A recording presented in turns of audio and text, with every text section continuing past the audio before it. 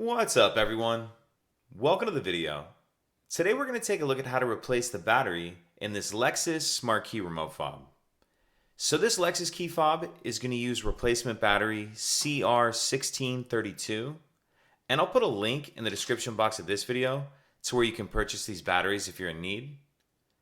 The first thing we want to do is remove the emergency key that's in the bottom of our key fob.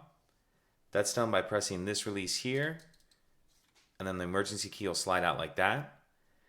Now if we hold the key fob with the buttons facing down,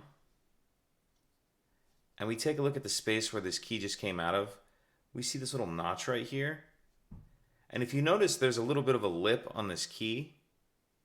What I'm going to do is put the key in the notch like that, and then I'm just going to twist it.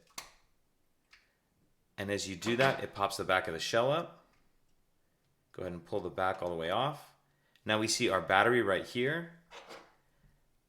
And there's another little notch, a little cutout right here that you can use.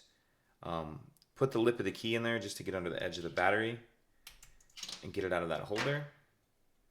Go ahead and pull that out. We'll grab our new battery.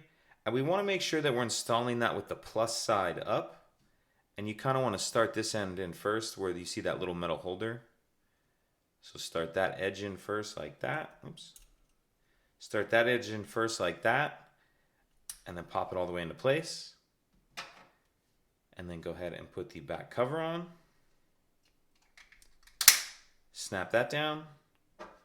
Slide our emergency key back in. And that's it. If you have any questions, please let me know. If you could take a second to like and subscribe, it helps us out, and I'd appreciate it. Thank you.